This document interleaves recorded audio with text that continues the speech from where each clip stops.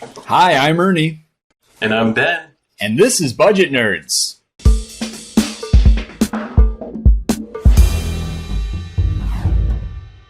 What was all in your mind?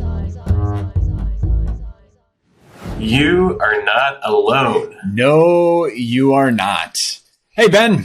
How you doing? Hey, Ernie. I'm doing pretty good. How are you? I'm real good. Excited today because we're talking about arbitrary budget rules. Okay. This is something that came up in a conversation that we had on Jesse's podcast just a few weeks ago.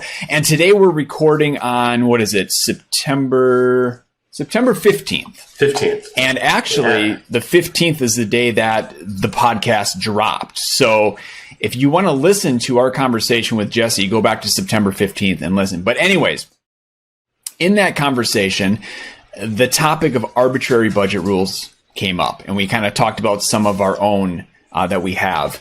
And when we're talking about arbitrary budget rules, right, this is just kind of rules that we made on a whim, right? Kind of just a gut feeling that, something that we do in the budget. It might not make a whole lot of sense. It might not be rooted in any kind of numbers or rhyme or reason, right? But we just, choose to operate that particular way. And I thought it would be a fun topic for us to talk about here. Yeah, I love the word arbitrary here, because usually that's used as a negative thing, but this is almost a positive thing, because it's sometimes you just need to set limits for yourself, and there's no outside force putting that limit on you, or it's not like a moral thing. It's just, I need to create a goal and set some kind of limit, some kind of parameters, so I can actually get that thing done. Or maybe you want to just be sure that you don't get too close to the edge of a real limit that you might have, maybe overspending on something. So you might actually draw the line a little bit further back so you don't fall off the edge. That's what we mean by arbitrary rules. It's just something that you made up for yourself, and it's just a rule that you live by. And it's interesting. We never talk about these, at least not that I know of, around YNAB here. But my guess is a lot of YNABers do this. Yeah. Well, I think I said this in our podcast with Jesse. I think setting arbitrary rules, it's kind of is what budgeting is. You're setting limits for yourself. And the limits that you set are just what you set for yourself. It's not some outside force putting that on you or anything like that. It's just what you choose. So that's what budgeting is. But I think some of us have some quirky rules that are particular to us. And I think one reason why maybe it's a little hard to talk about is because, you don't want to be prescriptive. None of the things me and Ernie are going to talk about today are something that I would say that you need to do. You might want to try it because you might like the idea, but it's really just for yourself that you set these rules. So that's the idea. Absolutely. Well, why don't you start us off? Why don't you give us one of your arbitrary rules, and then we'll just kind of alternate back and forth here. Okay. The first one I'm going to talk about is actually something we did a whole episode on, I think almost a year ago. And it's the idea of the margin. So in YNAB, when you're setting up your budget, you create what we call a template where you set targets on every category, and you add up. So you kind of have an idea of what you need to put into a category in a typical month. It's not really any typical months. Every month's different, but just in a best case scenario, this is what I would want to put into that category every month. And then you add those up, and you might look at that and say, okay, this is how much I need in the entire month. And you might, if you have regular income, you might compare that to your income and make sure it's not over a little bit, right? But what I do is I set up that template, and I make sure that template is actually a little bit below my expected income for the month. So I have a little bit of money that I call the margin that isn't kind of automatically allocated at the beginning of the month. And for me, here's the arbitrary rule part. It's $300. So my wife and I, we have really predictable income. So it's a little easier for us to do this. But when we set the template, we just make sure that it's $300 less than our expected income. So we have $300 to work with. Now, 300. That's what we do. Did that just happen to be the amount that you had after you started thinking about this margin idea, or? I don't know. I think it was arbitrary. I think it was just We just picked a number because it's a good amount. I mean, it's going to be different for everybody because it's going to depend on your expenses and your income. Like some people out there might be like, oh, $300 is nothing. And some of you might be like, that $300 is so much, you know? So it really depends on how much you value that. But for us, it felt like a good number. And here's where it's really helpful. And I've kind of identified this as I've been thinking about it over the past year, like, why do we do this? And I think one is, first, it gives you a little extra cushion. It's kind of a little bit more of a buffer. So, because it's nice, like I said, you have a template for your typical month's budget, but there's no such thing as a typical month. So it's nice to be able to look at it this month and be like, hey, you know, we have family coming into town. We might need a little bit more money for groceries or something like that. So you have a little cushion to kind of look ahead toward the month. But also, I think it gives my wife and I a chance to talk about the hardest prioritization questions together. Because, you know, when we talk about prioritizing a lot. That's what budgeting is.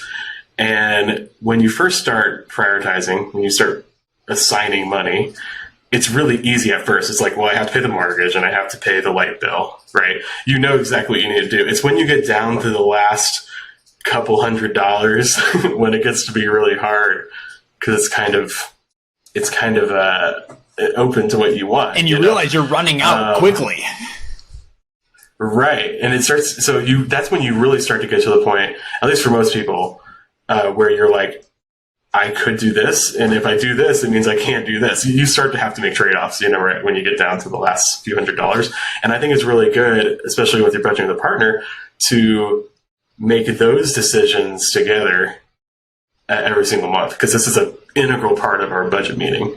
You know, we decided together how much we're going to typically put toward everything, and if we need to change that, that's a big discussion as well. Yep. But then every single month we have this. It's really a values discussion, because it's like, what are we going to do with this last bit? You know, so it's kind of fun. It provides an opportunity to discuss. And if you aren't budgeting with a partner, I think it provides an opportunity for you to really think about what you value every single month, instead of just kind of putting your budget on autopilot and kind of doing the same thing. Absolutely. So yeah, totally arbitrary $300 margin. Yeah, totally arbitrary rule, but has a lot of meaning for you and your wife. I like that. Mm-hmm. Yeah. What about you, Ernie? What's your first? My first one is I cannot use true expenses to roll with the punches. You know, when I have overspending in the budget, I'm turning to groceries or gas, household, something like that. Pulling from the true expenses, I don't know, those have become really sacred for me over the years. And so, no, I don't want to pull from auto maintenance or medical. Like, I love seeing those amounts grow month after month. And now when I have to spend from them for the actual expense, you know, pull money for an oil change from auto maintenance, like, I don't mind doing that. It's just taking money out of there for some other reason is really, really hard for me to do. Well, you feel like you're kind of putting your future self on the hook for, because those expenses are going to come up and you might be hurting yourself in the future. Yeah, but you know, there's some categories where we've just gotten really lucky with, and we haven't had to spend from them. So we have, I would say, more than enough there. And even looking at that number, I'm still like, nah, got to keep that money there. So I don't know. Would you ever get to a cap on, say, auto maintenance, and then say, you know what, we don't need to put any extra money in there until we have a repair. We need to build it back up. Yes, actually, that is exactly where we are at with the budget right now, because my wife just reduced her hours. And so there's going to be, I would say, a good chunk of money that's not coming in every single month. Mm-hmm. But I'm not changing my budget template. Like, I'm keeping the targets the same. So we are not going to be able to fund every category for that target amount every month. And so I'm going to be going to that system of actually looking at what's available and figuring out and deciding, do we need more money in that particular category? So yes, I will start instituting some caps on some of those true expenses, saying, nope, they're good enough for now, and we'll wait to contribute to those when more money's available. Yeah. But that's somehow different from like rating it, like going in and taking what's already there. Right. I totally get that. It's funny when you put money in a category, sometimes it just feels like it could be like 5 minutes ago I put money into this category, and now taking it out to do something different feels like you're doing something crazy, when ultimately it's rule 3, you can change it. But I think sometimes for certain categories, it's a good idea to have that extra check of like, we're not going to do this. And then there's other things too. Sorry, I was going to say, I always do that yearly fresh start. And so that gives me an opportunity to look at those amounts and decide whether or not I want to reprioritize any of that money. Mm-hmm. And there's other arbitrary rules around rule 3 talked about in the community a lot. Like if you need to cover overspending, cover it within the current month. Like don't take money from next month and cover it there. Yep. That kind of stuff. And I think that's it's all to avoid stealing from the future you, I think. This is really what it is. Yeah. Like feel the pain now. Don't put the pain off until later, because then you'll be kicking your old self later on. So it's kind of like a negotiation between you and future you. And to tack on to that arbitrary rule, I would say I not only hate taking from true expenses, I will say I do not take from personal spending money. Like that is a no-no. We never do that either. That's sacred as well. Yeah, I don't care what the overspending is, how much it is. We're not pulling from those personal spending categories. Yeah, I at least will not take from Caitlin's. I would never do that. I've covered. If you want to like, true love here is using your personal spending for something that your partner needs. That's true love right there. If you wanted the ultimate expression of love, that's the way to do it. So you might do that, but like definitely not take it from the other one. Right. That's a big no. Well, this actually kind of ties into another rule. So I'll go back to back here. We'll kind of do the snake draft, the fantasy football draft kind of system here. So the other one I wrote, help Christy's my wife, help Christy save her personal spending money. And this is kind of a weird one, but here's what I mean by that. Christy doesn't spend a whole lot of money, okay? And, really she's just kind of turned over the budget to me. Like that's kind of how we do things. We each have something we're responsible for. And then the other person is pretty hands off. But when it comes to her spending money, I always want to make sure that there's a lot there. So she'll buy something. Like recently she just bought an iPad and she's like, yeah, just take it from my personal spending money. And I'm like, oh, hold on. You're going to be using that for school because we're homeschooling the boys again this year. I'm like, let's take some money out of school for you. And then you can just, we'll do half school, half your personal spending. Or she'll go out to eat. I see. Because you're using the iPad for school. Right. So it's like, there's so many calculations like that. Because it's like Katie will buy something for like decoration for the house. And it's something that she wants. But I'm like, I'm benefiting from this too. Like this doesn't feel fair. Yeah. There's a lot. And there in these situations, it's almost like I'm trying to, help her keep as much personal spending money as possible.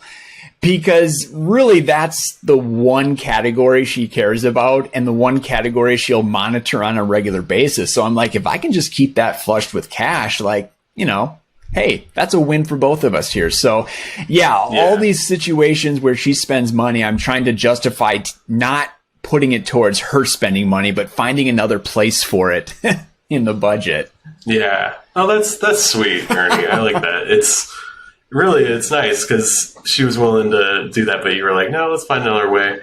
I think there's a lot of that when you're budgeting with a partner is kind of deferring to one another in a lot of ways and trying to figure out ways you can bless each other. Yeah. The best thing is if you're like fighting over, giving each other, wiggle room as much as you can. Maybe it's my way of saying thank you for letting me nerd out on the budget as much as I do. Right. Yeah, because she might not know because she doesn't look at the budget every day that you totally could take some money from school to pay for the iPad. She might just be like, well, let's put it on my personal spending because I'm buying it.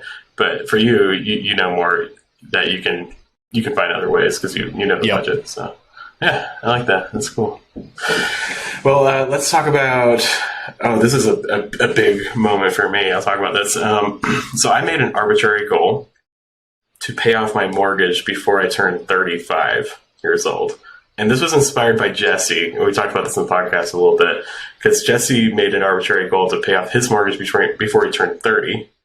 And I heard that when I think I was about 30 years old. And so I was like, oh, I'm going to make a goal like that. And I think this is really helpful because there's some things in like a big goal that seems like totally audacious, like paying off your mortgage. You can put it off forever. You know what I mean? Especially if it's something that you don't really feel like most people do, you know? And yeah, there's, even if you say, I'm going to set aside this amount of money for paying off debt or whatever, there's always something that like come up and you'd be like, oh, let's take the money from there, you know? But I said, okay, I need to like set a goal of, in that way I can actually kind of back out how much money I need to put toward it, you know? It's like it's almost like I'm doing this math equation and I have this variable that's just a variable. And if I assign a value to the variable, then I can do the math equation. Otherwise you can't do the math equation. You know what I mean? And so I set that up and I brought up to my wife and she was like, yeah, let's go for it. And so we made a plan that was going to get us there by exactly when I turned 35, and we've been trekking along on that. And was that plan created in a spreadsheet? Yes, of course it was. Yes, it was. I have this beautiful spreadsheet that has like the appreciation on the house and like all these colors, and it's crazy. But yeah, we got some stuff coming that might mean I don't need that spreadsheet, but of course, yeah. Every decision in life needs a good spreadsheet, so that's what it's for. But I'll tell you, Ernie, we did it. We paid off the house last month. Man, and I haven't really. How old are you? Are you comfortable sharing that with budget nerds? Yeah, let me share the story. So first of all, I just want to say, like, y'all, I know this is not a goal that everyone can go after. Some of you guys are like, Ben, I live in California and I can't even buy a house. So like, what are you talking about? So like, I will say I live in a place where housing is much cheaper in most places. It's possible. It was a possible goal for us. So like, I just want to like put that out there. I don't want anybody to feel, put down or anything because we were able to do this. It's not, again, it's an arbitrary goal. It's not something that I put on anybody else. But yeah, our goal was to pay it off before I'm 35. I'm about to turn 33 here in about 5 days, and it's paid off. So what happened? So we had a goal to pay it off in 2 years, and we were just trucking along. And then actually a few unexpected things happened. One, we found out we're gonna have a baby, and yay, babies, awesome. It's our fourth child, and so we were like, oh, I need to save a bunch of money for all the expenses that come along with that. And I was actually thinking like, we might not make that goal because we're going to have to pause for like 9 months here. And then something really crazy happened. A family member, an older family member, my wife's grandmother, called us, and she had just sold her house, and she moved in with family because she's getting older, and she said, I want to share some of this money with my grandchildren. And we were like, okay. And she told us, and it was almost the exact amount of money that we needed to finish at the house. Wow. So what would have taken 2 more years was done in an instant. And I'll tell you, Ernie, like I had a lot of feelings about this because I was like, oh, well, I wanted my story to be like, I pulled this up by my bootstraps and I did it all by myself, yeah, I get that. And there's a lot of like privilege that comes along with this. But I realized as I was thinking about it, I don't need to feel bad about not doing it all myself, because I've never done it all myself. I've had help all along the way, and so what I want to do is take this blessing of 2 years of my financial life back, and pay it forward and try to give more to others as a result. So very cool. Quite a legacy she's left for us, and we paid it off. It's done. Man, that is it's pretty exciting. So awesome. Was it a no-brainer? Yeah. Or did you consider maybe doing something else with the money? I considered it. Well, I made a spreadsheet. Right, of course. Well, it was funny because I made a spreadsheet because I was like, okay, we need to save this amount for the baby, and I was like, should we just hang on to the money until the baby comes and then do it? And I was like, well, if I take this, because I needed to use a little bit of money that we had saved that we were going to put toward the baby to like finish it off because it was not quite enough. I was like, and so I did the calculation, and like the difference between how much we'd be able to save for the baby was like $200. So it was like almost the same. So I did it. And so we thought about it for a little while, but the very first thought we thought of was like, let's finish this off. So yeah, it's exciting. Okay, so final payment. You got to walk us through this moment. Did you actually go to the bank? Was this done online? And then what was that feeling afterwards? Complicated to pay off your mortgage. I didn't know. Yeah, so you have to get a payoff statement so it's like you pay this amount because interest accrues every day on a mortgage. So by this date you pay this amount, you're good. Is basically the rule. Okay. And you can't just like. I thought I could just put in this ridiculously large number amount into the online bill pay and just pay it. But no, you have to do a wire transfer. Oh. And I was having trouble setting that up. So I actually walked into a bank, like physically went into a bank. I didn't know that was a thing anymore. And no, you can do that. But yeah, I walked to the bank and I talked to this really sweet lady who was excited for us, and she was so nice. And she called me the next day to let me know that the wire transfer had gone through. She was so sweet. And paid it off, and it's done now. So yeah. And walking out of the bank, did life feel different? You know, I don't think it's hit me yet. A part of it is because we do need to save for this baby, you know? Well, so like we haven't gotten the full benefit of the cash flow yet. Right. You haven't gone through a full month. So on the first of the next month, right? You don't have to make that transfer to the mortgage. Yeah. Maybe that's when it'll hit a little bit harder. I think you're right. Well, I think what it's going to do is I've been talking about doing a fresh start, and I think we might do one in October. We've been talking about it. And I think that's when I'll really realize, okay, we can do some stuff. You actually delete the mortgage category. I have hidden it. It's gone in the hidden categories now. So it's gone. It's out of the budget. But yeah, if I do a fresh start, I could actually delete it. So that'd be even better. So yeah, it's something. I mean, again, I just want to reiterate, like, it's not a goal I put on anybody else, but I would say, like, if you have a big goal like that, put a time frame on it, you know, pick an arbitrary date and go for it. Because even if you can't hit that, like I wasn't expecting to hit it after we found out the baby was coming. Even if you can't hit that, it gives you a framework to kind of almost give yourself permission to go a little crazy on that goal. You know what I mean? Absolutely. Yeah. And there's a lot of power, I'm realizing, in those arbitrary goals, because even if you didn't achieve that, you still would have made more progress had you not embarked on that goal, right? Mm-hmm. I mean, I remember there was a time years ago, I made an arbitrary goal to pay off the mortgage within 15 years. And so we were aggressively paying it down. And then life changed quite a bit, and we refinanced. Right. And, you know, so that goal was gone. We weren't even going to try.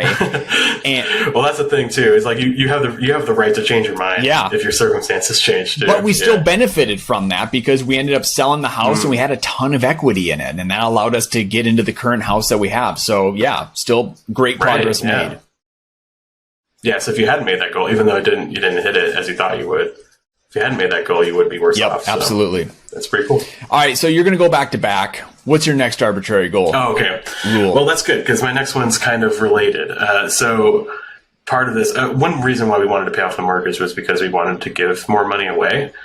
But experiencing this wonderful gift and kind of like looking at myself and realizing, like, oh, wow, my family has a lot more privilege than I thought we did. You know, it made me realize, you know, we need to give more away and we need to make a commitment. So I've been talking with my wife. We haven't really figured it out yet, but what we want to do is give a certain percentage of any increase in our income, commit to giving that away.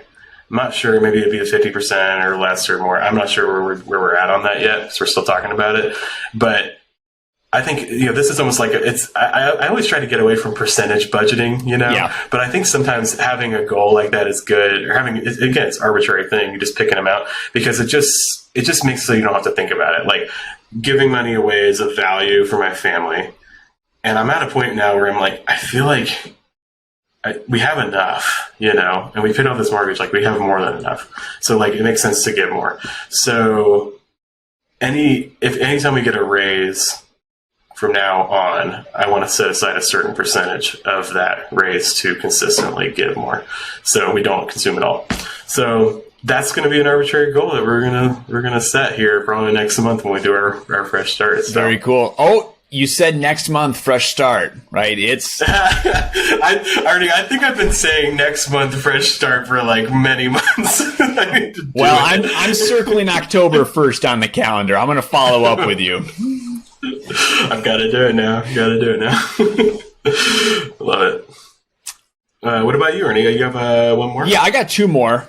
Increase Right. retirement 1% every quarter. This is something that I started doing, I don't know, 2-3 years ago, and it was completely on a whim. It was listening to one of Jesse's podcasts, and he said, I think we've referenced this numerous times on Budget Nerds. Just increase retirement 1%. You won't even feel it. And what did he say at the end? See if it doesn't kill you or something like that. See if it doesn't kill you. Yeah, I like that. And so I'm like, okay. So when you say 1%, do you mean, I'm trying to figure out how to say this. Do you mean 1% of your income every quarter, or 1% of what you were previously giving to or sending to retirement? 1% higher than what we were previously sending to retirement. Okay. So if we were sending 5% of our paycheck, I think I just understood that. If we were sending if 5% was being taken out and sent to the 401, next quarter I want to bump it up to 6%, right? Got it. Okay, so it is 1% of your total income. Yep. So I just started doing that on a whim, and Jesse was right. You don't feel those 1% bumps, and so I did this on a regular basis, and now I think I'm going to stop that because we hit a percentage that I'm comfortable with, and kind of the whole time had been my goal. And so I just want to put a pause on that, keep it where it's at, and then kind of, and plus, like I mentioned, my wife has taken a reduction in hours there. So we have some changes with finances here, and we'll just kind of see what's next with that. But I'm really glad I did that because, again, it got me to a percentage where if you would have told me years ago, hey, this is where you're going to be, I'd be like, what happened? Did I get like $1 million raise or something like that? But no, because it's so much when you put it all together. But if you do it a little bit at a time, it doesn't feel that bad. Yeah, that's so cool, Ernie. Like, because you might not have ever gotten there if you didn't take it step by step. Like I don't think I would have. And I started, real low. So for anyone who feels like retirement is unachievable, I get that feeling, and it really is. It's built in those small baby steps. I like that. I guess the arbitrary goal there was to almost break down a big goal into smaller chunks. Yeah. And do it on like a regular time basis, so you don't have to think about it. Really, I think what a lot of these arbitrary goals is just making it so like committing to something so you don't have to rethink it over and over and over again. Yeah. It's just saying, this is what I'm going to do. I mean, we talk about this about paying off debt. Like, I think some people get into this mindset where it's like, I have to put as much as I possibly can on debt. And it's a good mindset because you're trying to go fast, but then you start to get into this place where you're like, I feel guilty every time I go out to eat because I could have gone on the debt, even if you budgeted for it, And I think it might be better sometimes to just be like, we're going to pay this off by X date, or we're going to pay this off by sending this amount of money to it every month. And that's what we're going to do. We're just going to kind of be the tortoise, and we're just going to go for it and be consistent. It's almost a way, arbitrary goals is almost a way for you to help you be consistent and steady instead of running around, like your hair's on fire all the time. I think it's good. Nice. All right. Well, the last one that I want to talk about. Do you have any more? Yeah, I have one more. Okay. It's a more relational thing like we've been talking about, but you go ahead. You do one more. So mine is actually related to yours. It's the complete opposite of the mortgage situation. I made a rule because, like I've said, we just moved in this house. It's been a year now. But from the get-go, I said, I'm not going to put any extra towards the mortgage. So I have no goal of paying this thing off early or anytime soon. And this is really difficult for me because I enjoy paying off debt. Like, it's just a fun goal to chase after. And so, anytime I see a little bit of money, I mean, just the other day, I was running some budget numbers, some numbers with the mortgage, thinking if I made this, X amount more, how much would that save me? And I'm like, hey, I could definitely do that. But then I'm like, no. Ernie, you said you're not going to pay any extra. And really, I don't even know if there's a good reason for this, but we have such a low interest rate. I'm fine not paying any extra. And, we're just we realized after moving from our previous home, which we thought we were going to be in our entire lives. Like, we had dubbed that our forever home numerous times. I mean, I even told YNAB team members, like, nope, we're going to be living in that house forever. And then we decided on a whim that we're going to move. So I understand that with our family circumstances, priorities can change very quickly. And who's to say that we're not going to be in this house, in 5 years? So I just don't know. I hope we are, man. I hope we're here forever because I really like it, but I just don't know. And there's other things I want to prioritize at this point. And instead of spreading myself thin across all these different targets, these different goals, I'm just kind of focusing on those.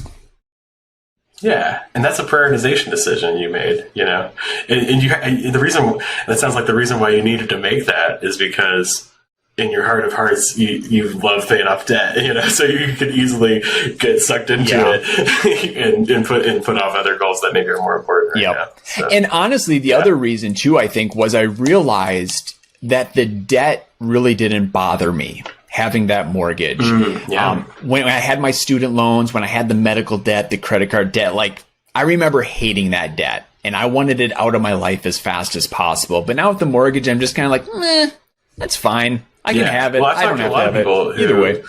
Who have said that, especially with the mortgage, it's like, or even some people are like, I'm fine with having a car loan or something like that. And if you're fine with it, like, that's great. I even had this calculation when I first made that goal. I was like, should I pay off my mortgage? Because there's a lot of advice out there being like, well, you should really invest more because you can get a better return.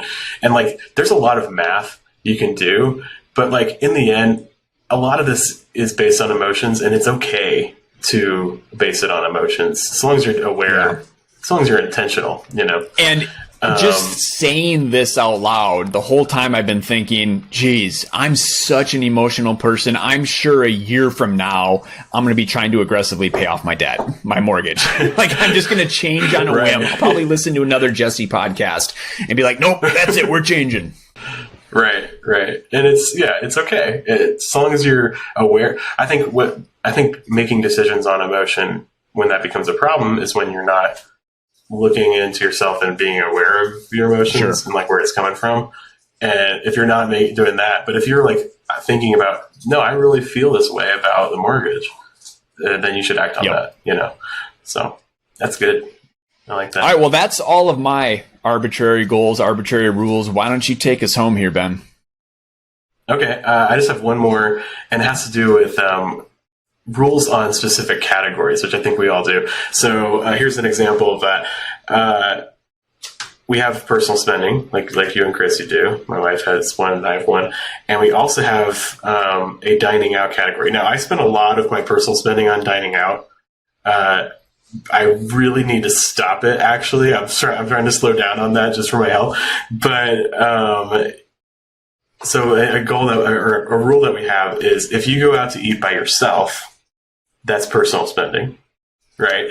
And if we go out to eat together or we get takeout together, that's restaurants. So there's sometimes these rules you need to put on yourself for relational reasons. Yes. Right? And so that's one rule. I think it's really interesting whenever you set categories at all, you kind of have to make rules about, okay, what kind of spending in this category is acceptable and what's not, because it's really easy to kind of be like, oh, well, that's kind of related to whatever, and I could go for that, So it can be tricky. Now, you mentioned this individual eating out is personal spending rule a number of episodes ago. I don't know if you remember talking about that, but I think it was one of our category episodes.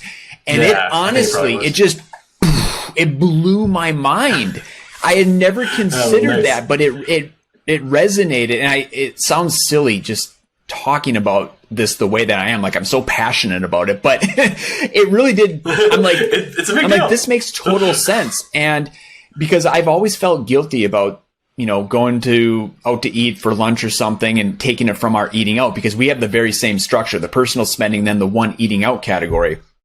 And it's so easy for me. I work from home. I can go out to eat, pretty much any time I want. And, Christy doesn't have that same kind of flexibility. So I was like, nope, we're going to institute that change. Like, we're going to take after Ben and Caitlin here. So we've started doing that, and it has been fantastic. I've loved it. More time for more money to spend together, which means more time to spend together too. So yeah, it's a good thing. And I feel like when you're budgeting a partner, you got to be really clear. In any case, you got to be really clear, but like, especially when you're budgeting with a partner, you got to be really clear about what is okay for this category and what's not. Otherwise, you're going to have conflict if you're not on the same page. So yeah, that's huge. That's huge. Now, actually, Ernie, before we go, we have a new segment we need to do called YNAB Wins. So, new segment. All right. So, we've been talking on the video team, and we see like all these awesome comments under the videos, and we just want a way to shout them out and celebrate with people. So yeah, we just grabbed a couple comments from older budget nerd videos, and we're gonna shout them out here. So I'll take the first one. I'm gonna start with. Okay, yeah, you start. This is from Vincent, and it came on our thoughts on the recent YNAB changes video. So one of our more recent ones. Comment is, the change caused me to rethink targets, parentheses goals, and implement the functionality in a much better way. I'm looking forward to the debt enhancements. Awesome, Vince. Nice. Way to go. Yeah, we see a lot of this ever since the new update came out, where because of auto assign, those targets are even more important. And so there's a lot of old school YNABers that have been using YNAB since before we really taught the idea of a budget template. Yep. And so I've been seeing a lot of people being inspired to go through and set targets. And maybe and anytime you can rethink those targets or what you've previously used, you're going to be able to make better decisions moving forward. That's awesome. Love that, Vincent. I think Paul is near and dear to my heart because I have also made this discovery.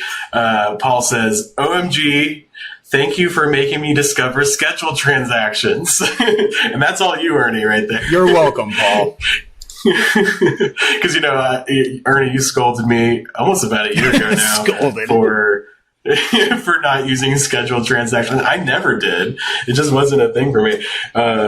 And I think I was just kind of like, I don't need them because I use targets, But yeah, after you inspired me to start using them, I set up like 20 or 25 of them. There's a lot, and it just makes everything so much easier. So right there with you, Paul. I'm so glad Budget Nerds helped me discover that too. Awesome.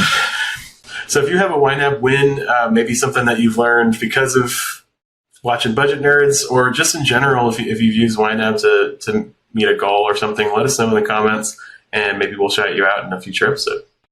Cool. Well, that's all I got. This has been a fun discussion. It has been. And I think the comments of this episode are going to be exceptionally fun because we know everyone out there listening, you have these arbitrary goals and these arbitrary rules. So please share in the comments. Love to hear from you.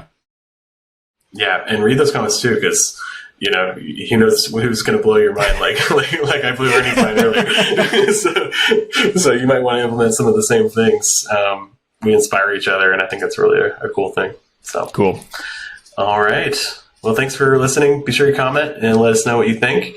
And thanks for hanging out with us. We'll see y'all later. Happy budgeting. Happy budgeting. Bye.